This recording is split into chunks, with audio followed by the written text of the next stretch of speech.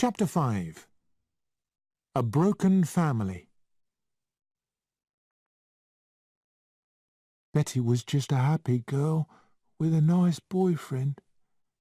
Why should anyone want to murder her? It doesn't make sense.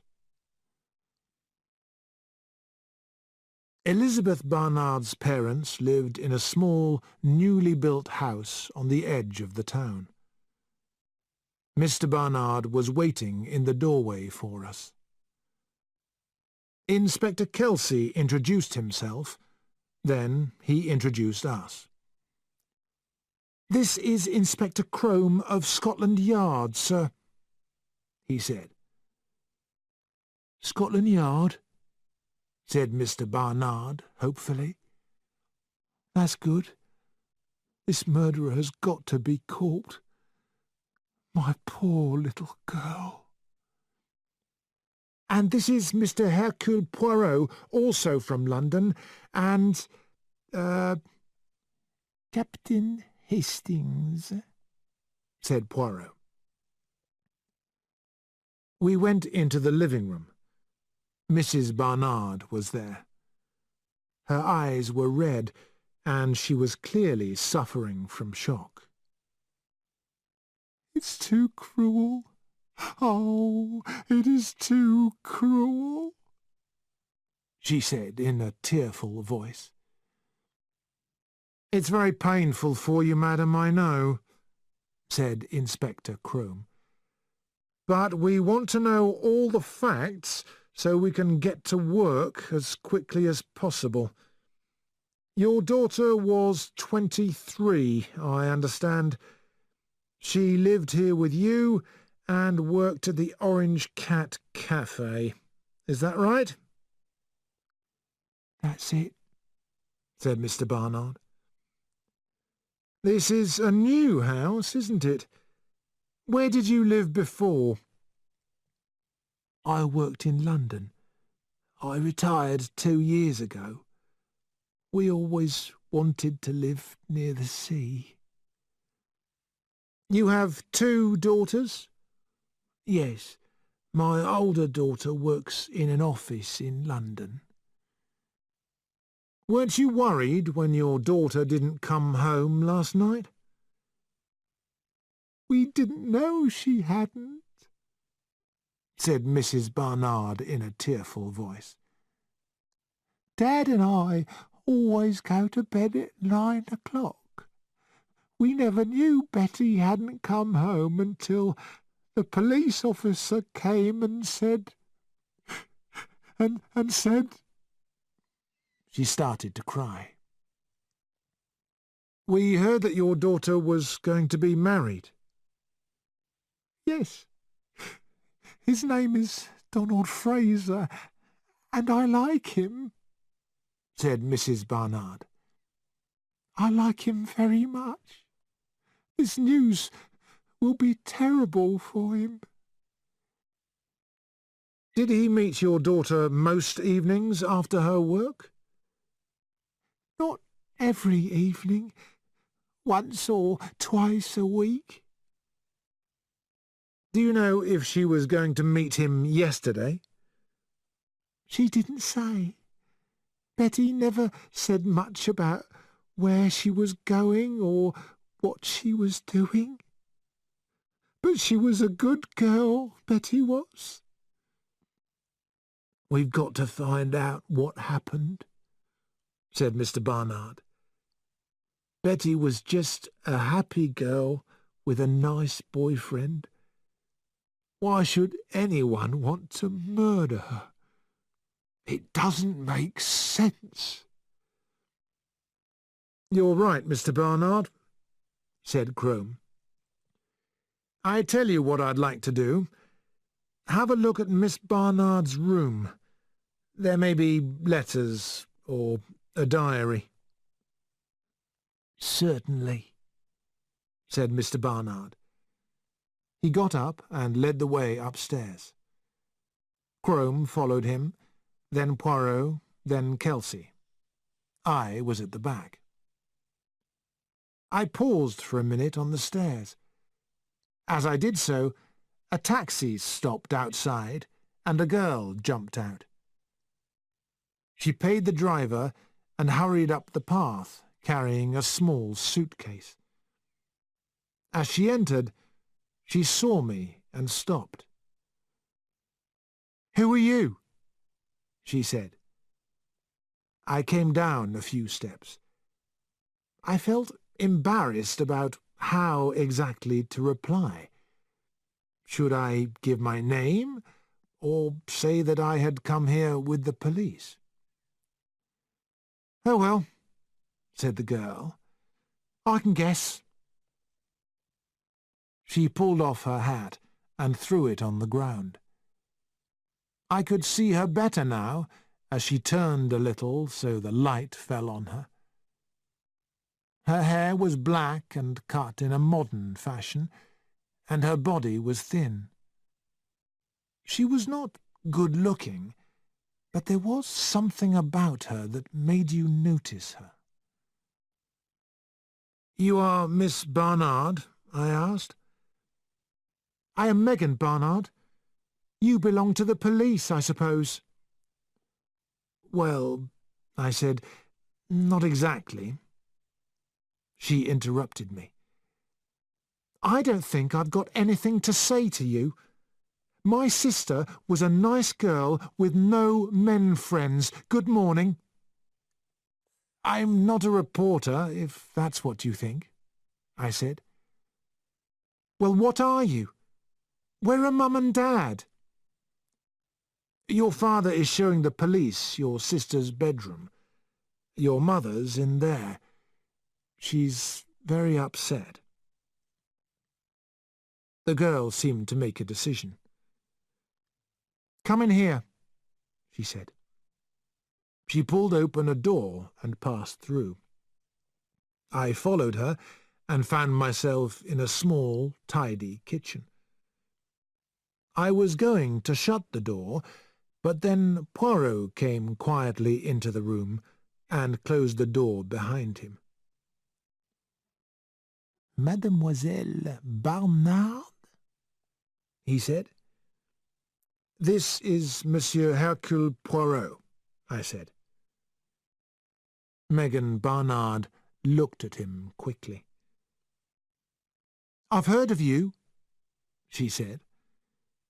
"You're the private detective, aren't you?"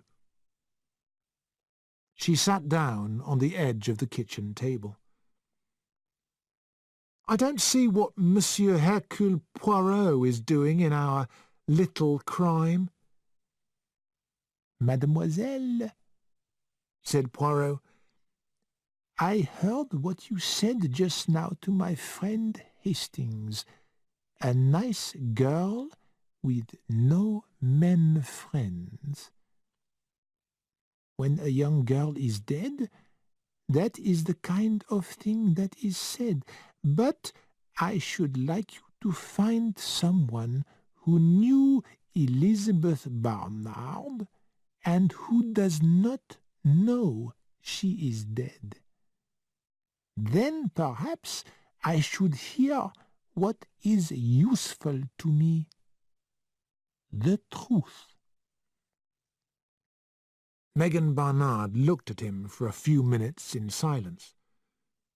When at last she spoke, her words made me jump. "Betty," she said, "was a stupid little fool. I was very fond of her, but I could see that she was very foolish. I even told her that sometimes." "Please tell me exactly what you mean," said Poirot.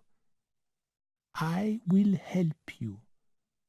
I heard what you said to Hastings, that your sister was a bright, happy girl with no men friends. It was the opposite that was true, was it not?" Megan said slowly, "Betty was a good girl. I want you to understand that. But she liked being taken out and dancing and all that kind of thing. And she was pretty, yes? This was the third time that I had heard Poirot ask this question. Megan got down from the table and opened her suitcase. She took out a photo and handed it to Poirot. It showed the head and shoulders of a fair-haired girl. She was not beautiful, but she had a cheap kind of prettiness. Poirot handed it back, saying, "You and she do not look like each other, mademoiselle." "Oh, I'm the plain one of the family. I've always known that." "In what way do you think your sister was behaving foolishly?" asked Poirot.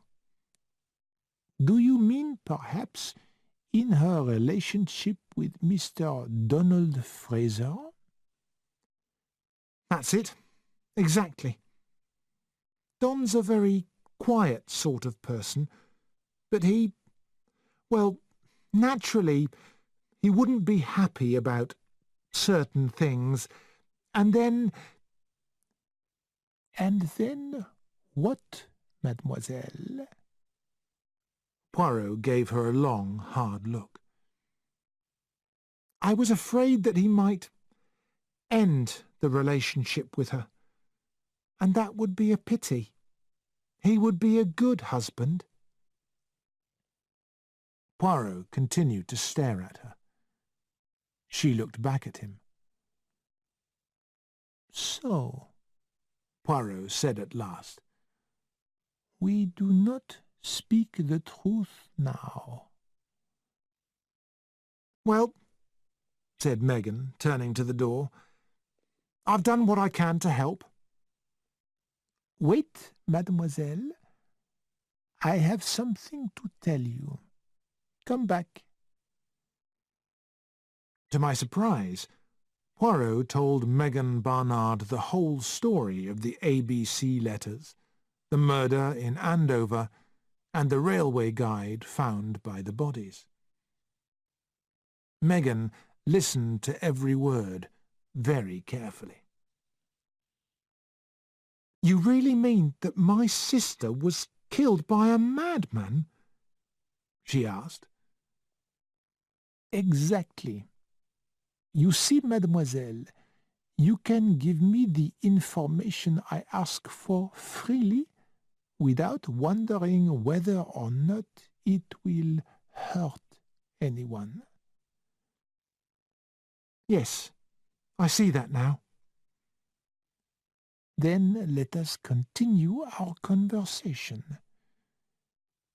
I have formed the idea that this Donald Fraser has perhaps a violent and jealous temper. Is that right?" Megan Barnard said quietly, "I'm going to give you the whole truth now, Monsieur Poirot. Don is, as I say, a very quiet person. He keeps all his emotions inside himself. He can't always say what he feels in words. He was always jealous about Betty. He loved her very much, and she was fond of him, but she liked other men too. And, of course, working in the Orange Cat, she was always meeting men. And then perhaps she'd go with them to the cinema. Nothing serious, but she just liked to have fun." "I understand," said Poirot. "Continue." Don couldn't understand why she wanted to go out with other people, and once or twice they had terrible arguments. When quiet people lose their tempers, they get really angry. Don was so violent that Betty was frightened. There was one argument just over a month ago. I was at home for the weekend, and I told Betty she was being a little fool.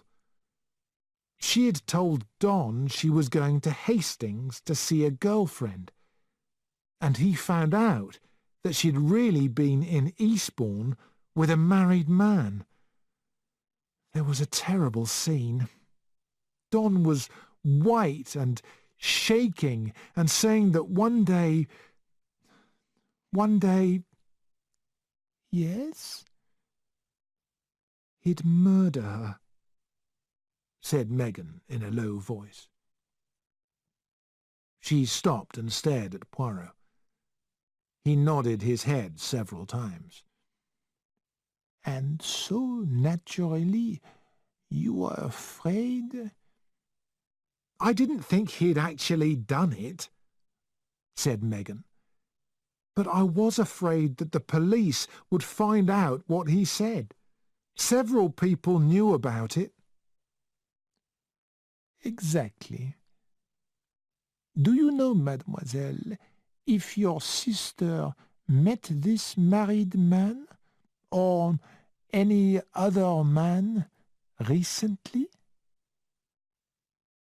I don't know, said Megan, shaking her head. But it wouldn't surprise me if Betty had, well, told Don a few lies again. An electric bell rang sharply. Megan went to the window and looked out. "It's Don," she said. "Bring him in here," said Poirot quickly. "I would like to have a word with him before the inspector does." Megan Barnard went quickly out of the kitchen. A couple of seconds later, she came back leading Donald Fraser by the hand. I felt sorry for the young man. His white face showed how great a shock he had had. He was a fine-looking young man, with a pleasant face and red hair. "What's this, Megan?" he said.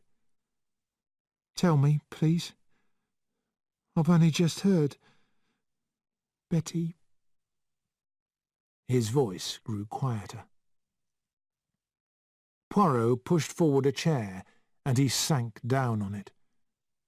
Poirot gave him a drink.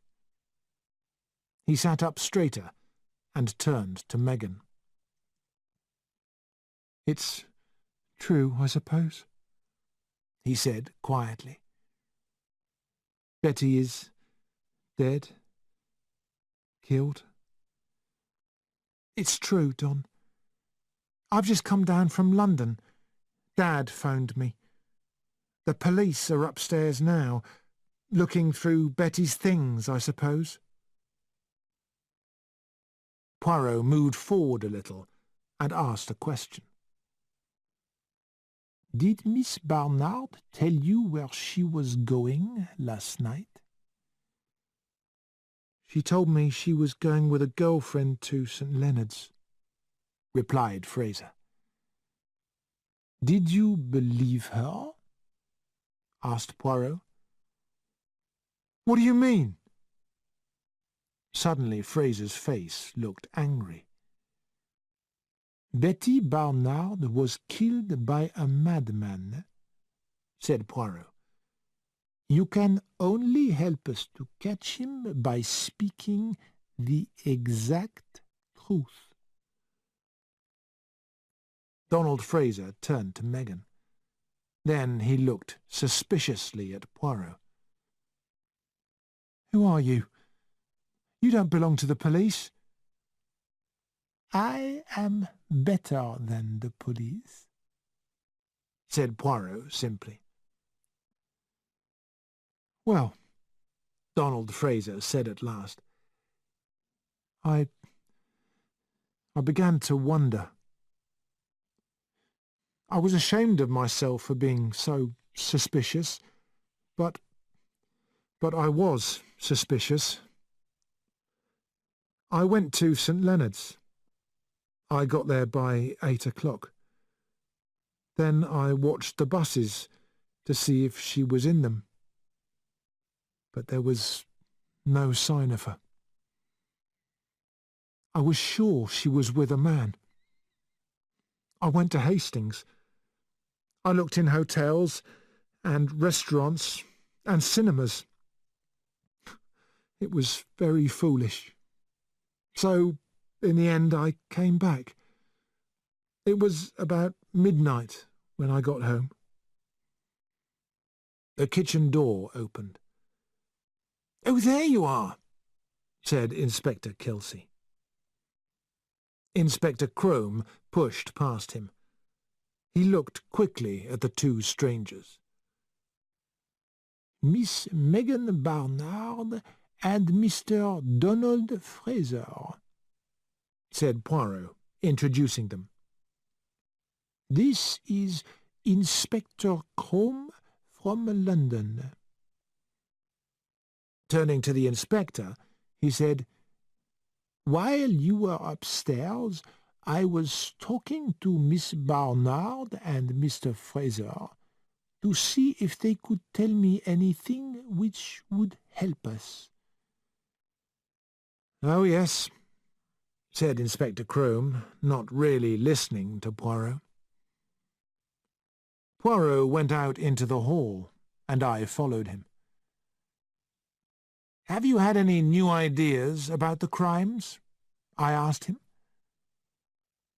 "Only that the murderer is a surprisingly kind sort of person," said Poirot. I had no idea what Poirot meant, but I did not say anything.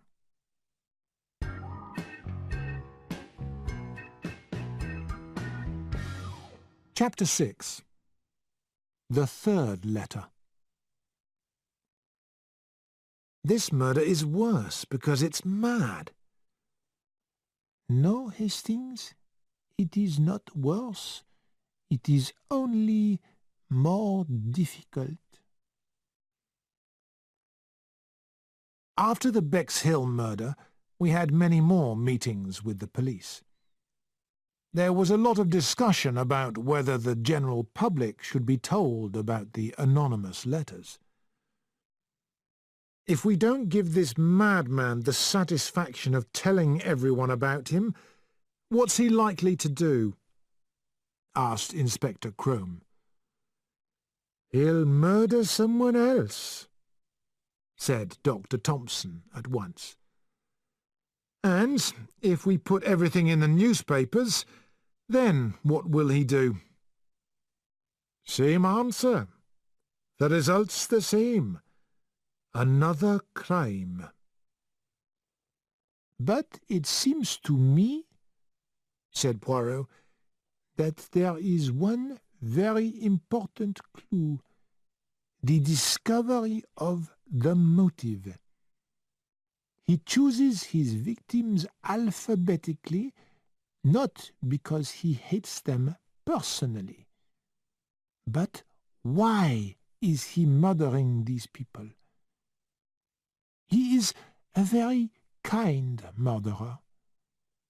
The police didn't arrest Franz Asher for the murder of his wife and Donald Fraser for the murder of Betty Barnard because ABC wrote those warning letters." I remember well the arrival of ABC's third letter. It was a Friday. The Evening Post came at about 10 o'clock. When we heard the postman's step, I went along to the letterbox. There were 4 or 5 letters, I remember. The last one was addressed in printed letters. I opened it quickly and took out the printed piece of paper inside. "Poor Mr. Poirot, you aren't as good at these little criminal matters as you thought, are you? Let us see if you can do any better this time. This time it's easy. Churston on the 30th. Do try and do something about it. It's a bit boring for me when everything goes so easily, you know. Good hunting. Ever yours, ABC. Churston, I said, jumping to get our own ABC. Let's see where it is. Hastings, said Poirot. When was that letter written? Is there a date on it? It was written on the 27th, I said, looking at the letter in my hand. Did I hear you right, Hastings? Did he give the date of the murder as the 30th? Bon Dieu, Hastings, do you not realize today is the 30th? Poirot picked up the envelope from the floor. There was something unusual about the address, but I had been too worried to look at it closely. Poirot was at that time living in Whitehaven Apartments. The address on the envelope said Hercule Poirot, White Horse Apartments. Someone had written across the envelope, "Not known at White Horse Apartments, EC1, try Whitehaven Apartments." So the letter had been sent to the wrong address 3 days before. "Quickly," said Poirot.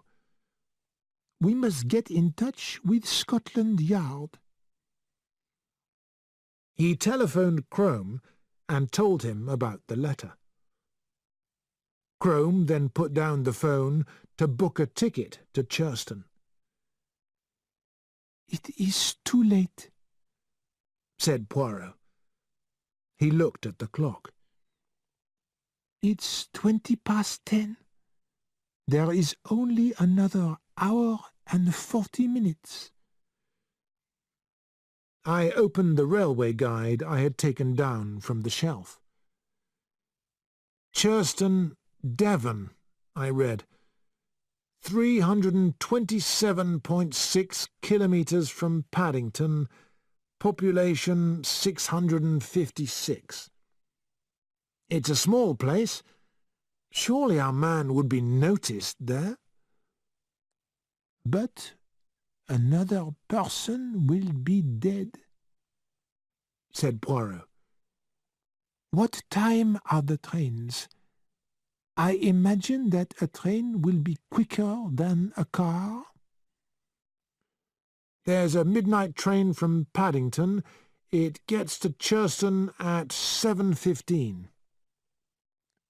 "We will take that, Hastings." I put a few things into a suitcase, while Poirot again rang up Scotland Yard. A few minutes later, he came into the bedroom and explained that we had to take the letter and envelope to Paddington with us. Someone from Scotland Yard would meet us there. When we arrived on the platform, we saw Inspector Crome. "We don't have any news yet," he said. "All persons whose names begin with C are being warned by phone, if possible. Where's the letter?" Poirot gave it to him, and he examined it. "You don't think," I suggested, "that he put the wrong address on purpose?" "No," said Crome, shaking his head. "The man's got his rules, crazy rules, and he keeps to them. He gives us warning." The inspector we found was travelling by the same train. Just as the train was leaving the station, we saw a man running down the platform. He reached the inspector's window and called up something. Poirot and I hurried down the train. "You have news, yes?" asked Poirot. Crome said quietly, "It's very bad. Sir Carmichael Clarke has been found murdered."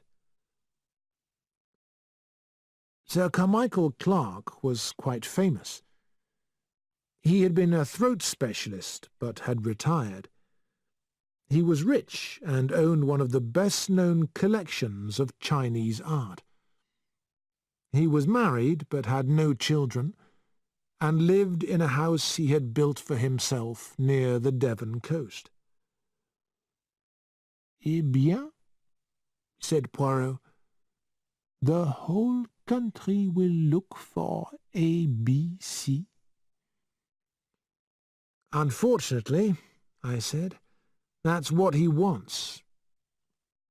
"True, but he may become careless." "How strange all this is, Poirot," I said. "Do you know, this is the first crime of this kind that you and I have worked on together. All our murders have been, well, private murders. This murder is worse because it's mad." "No, Hastings, it is not worse. It is only more difficult. It should be easier to discover because it is mad. This alphabetical business, if I could understand the idea, then everything would be clear and simple. These crimes must not continue. Soon I must see the truth. Go, Hastings, get some sleep. There will be a lot to do tomorrow." Churston is near the town of Torquay. Until about 10 years ago, there was only countryside around it. But recently, small houses and new roads had appeared. Sir Carmichael Clarke had bought land with an open view of the sea and built a house. It was modern and not large, but quite attractive. A local police officer, Inspector Wells, met us at the station and told us what had happened. Sir Carmichael Clarke, it seemed, had been in the habit of taking a walk after dinner every evening. But at some time after 11, he had still not returned. It was not long before his body was discovered. He had been hit on the back of the head with something heavy. An open ABC had been placed face down on the dead body. We arrived at Combside, Sir Carmichael's house, at about 8 o'clock. The door was opened by a manservant. His hands were shaking, and he looked very upset. "Good morning, Deverell," said the police officer. "These are the gentlemen from London." "This way, gentlemen," said Deverell. He showed us into a long dining room where breakfast was laid. "I'll get Mr. Franklin." A minute later, a big, fair-haired man with a sunburnt face entered the room. This was Franklin Clarke, the dead man's only brother. Inspector Wells introduced us to him. Franklin Clarke shook hands with each of us in turn. "Let me offer you some breakfast," he said. "We can talk as we eat." We ate the excellent breakfast and drank coffee. "Inspector Wells told me everything last night," said Franklin Clark.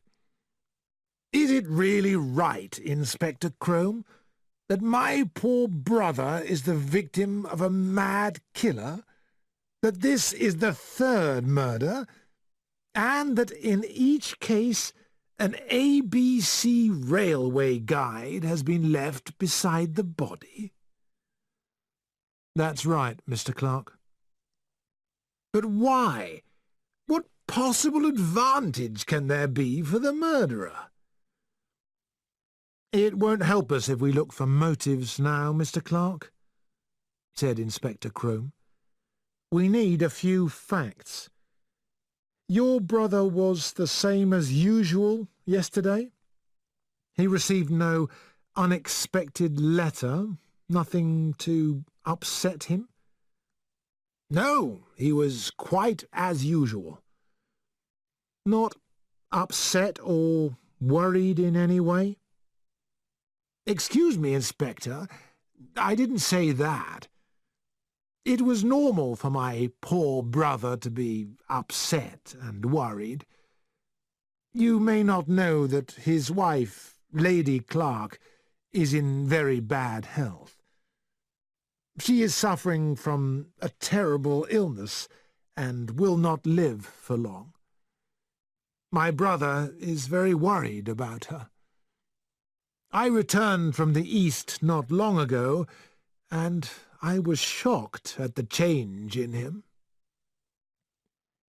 Imagine, Mr. Clark, that you found your brother shot with a gun beside him. What would you think?"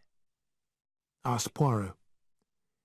"I would think that he killed himself," said Clark. "But he didn't kill himself," said Crome. "Now, I believe, Mr. Clark, that it was your brother's habit to go for a walk every evening?"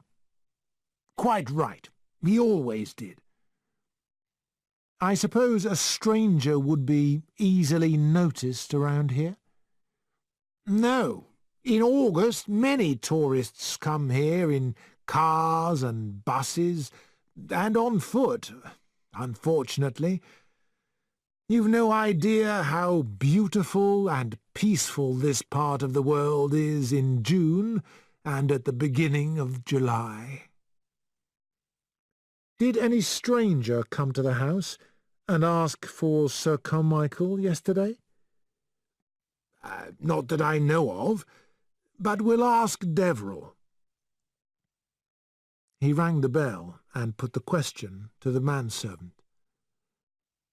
"No, sir. No one came to see Sir Carmichael." As Deverill left the room, a young woman came in. "This is Miss Thora Grey," said Franklin Clark, "my brother's secretary." The girl was very fair. She had the very fair hair and light grey eyes that one finds among Norwegians and Swedes. She looked about 27. Clark brought her a cup of coffee, but she refused any food. "Did you see the letters that Sir Carmichael received?" asked Crome. "I suppose he never received a letter or letters signed ABC?" "ABC?" She shook her head. "No, I'm sure he didn't." "He didn't say he had noticed anyone during his evening walks recently? Have you yourself noticed any strangers?" "No. Of course there are a lot of people here at this time of year." Inspector Crome asked to be shown the path of Sir Carmichael's nightly walk. Franklin Clark led the way, and we followed. Thora Grey and I were walking a little behind the others.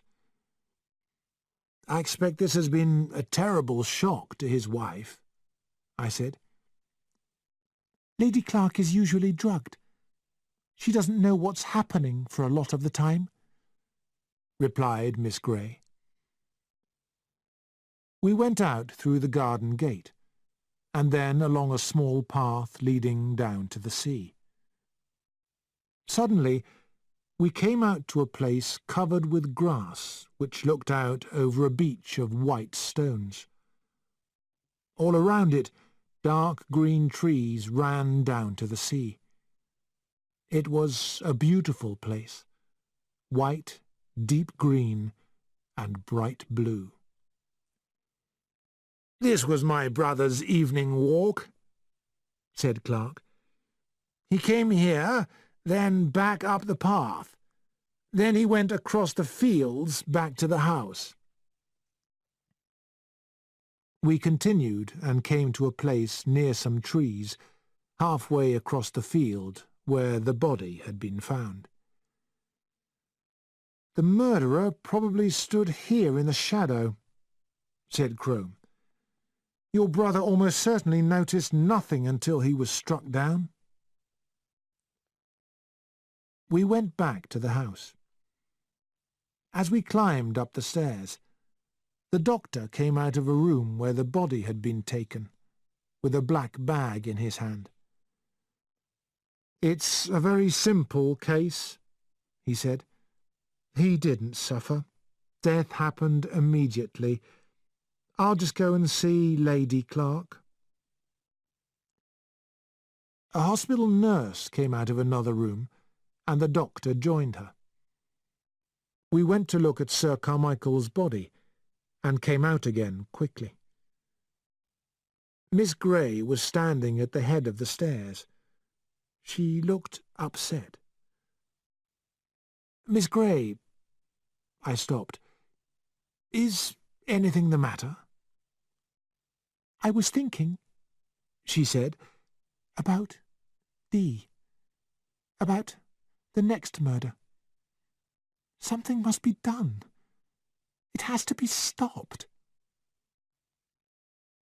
Clark came out of a room behind me.